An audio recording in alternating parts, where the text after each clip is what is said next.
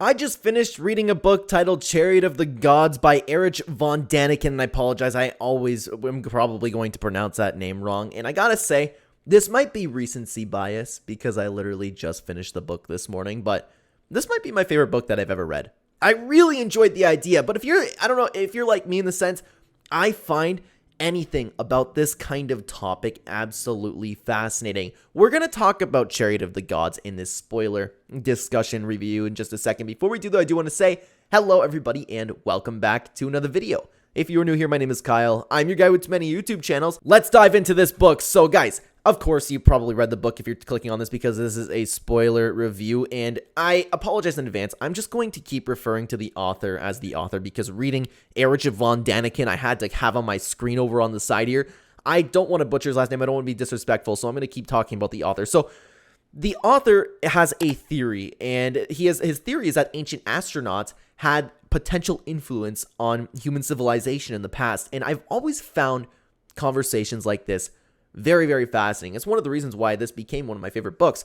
I'm fascinated by the idea of a god. I'm fascinated by the idea of ancient civilizations. I'm fascinated about the pyramids in specific. So that's something that I absolutely loved. And because I'm fascinated by the pyramids, like I just said, it's probably what I'm going to be talking about the most in this book. Because you really can, like, they dive into quite a few different things, but they all kind of come to the same conclusion, right? Where, hey, this can't be explained. What if it was ancient astronauts? If you guys have watched another one of my videos talking about, I just read one of Stephen Hawking's books, I have spoken about how throughout my life I've struggled with faith. At the end of the day, I am Catholic, so I believe in God. I believe in heaven, right?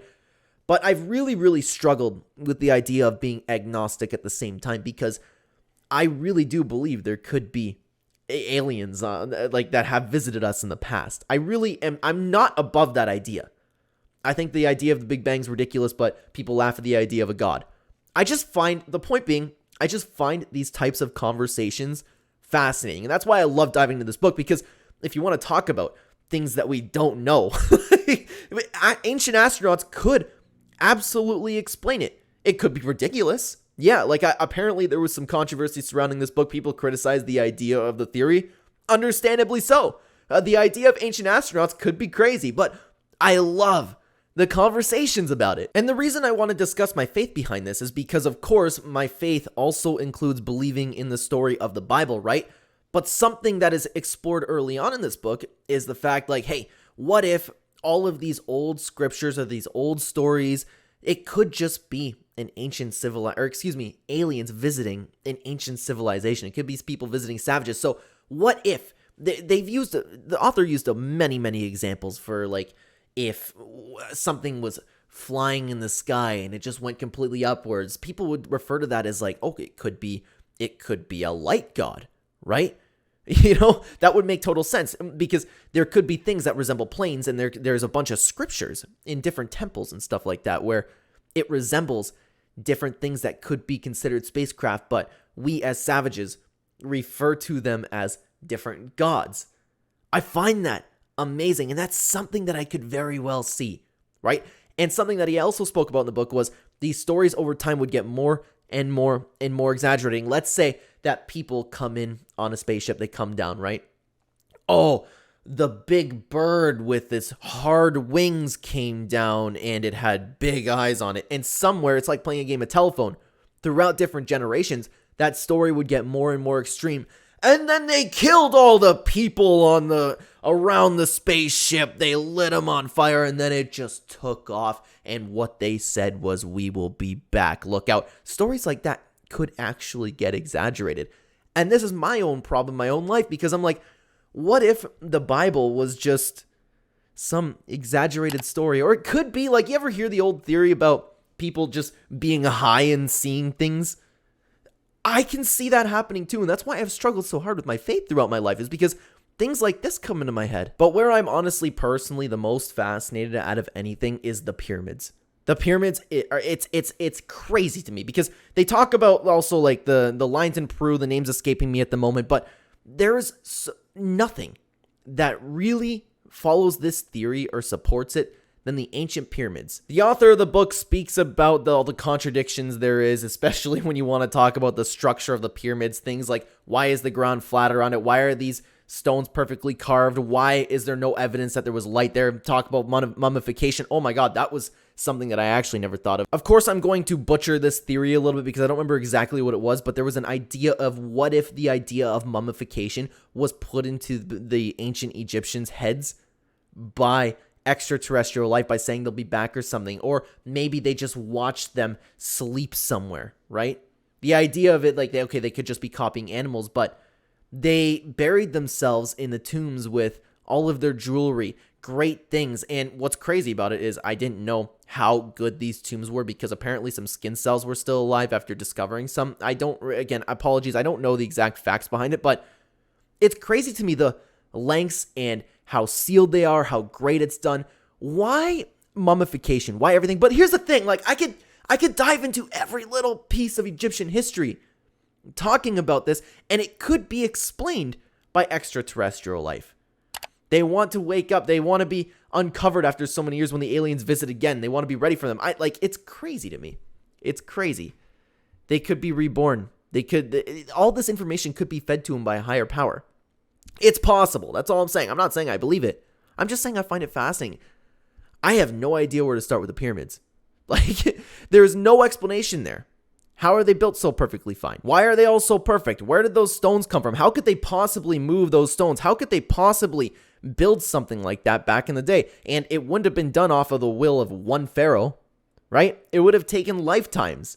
It would have absolutely taken lifetimes. If you want to talk about the different story of sun gods and stuff like that, the stories could just be rewritten, right? It's crazy to me. I wonder if, I've always thought about this on my own, I wonder if extraterrestrial life actually did visit us.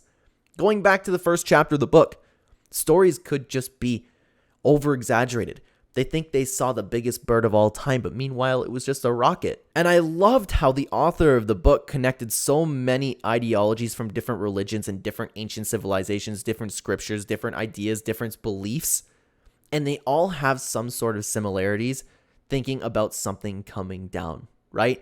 It's really, really a fascinating thought, isn't it? What if everything we know about is a lie? And we could very well run into these aliens one day. We could very well run into them as we explore the galaxies, because this is something that he finished up the book with, and I found it fascinating as well, because it's honestly, this whole book is diving into stuff that I think about on my own time, which is really weird. I know it's strange, but it's really, really fun to me.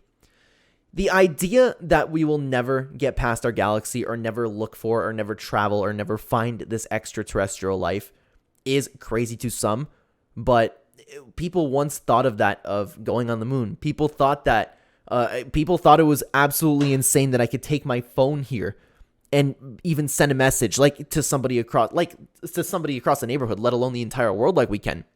These ideas were so advanced that we weren't even capable of thinking about them. To think that humans won't eventually get out into space and eventually figure out a way to travel and navigate the stars and perhaps find extraterrestrial life, I think it's very naive to think that we are not going to get to that point one day. Is it going to be my lifetime?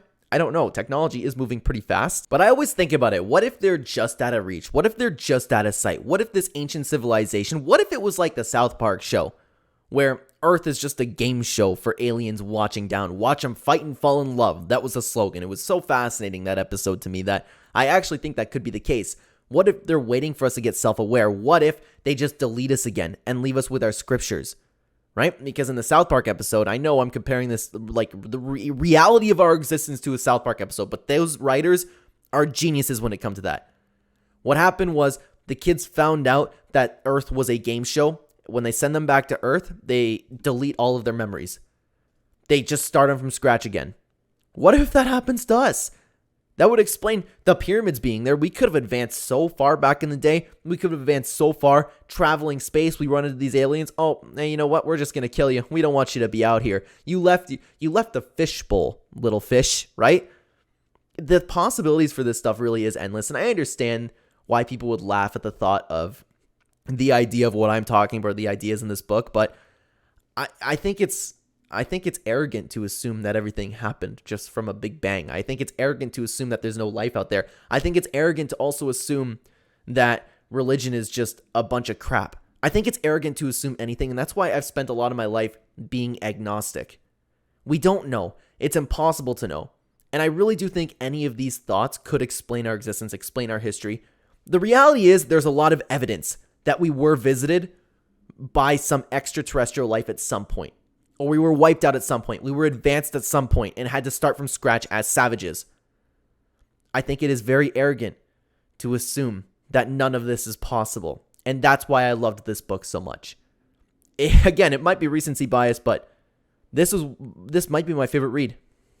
Honestly, I enjoyed every little bit of it. So guys, I'd love to hear from you in the comments down below. If you've read Chariot of the Gods, what did you think about it? What do you think about the idea of extraterrestrial life visiting us from the past? Like, I love it. So please, comment down below. Let me know what you think about it. Thank you so much for watching the video on the screen right now. If you'd like to continue watching the Clenema channel, there'll be 2 videos on screen for you to check out right here. I will see you either there or in the next video, everybody.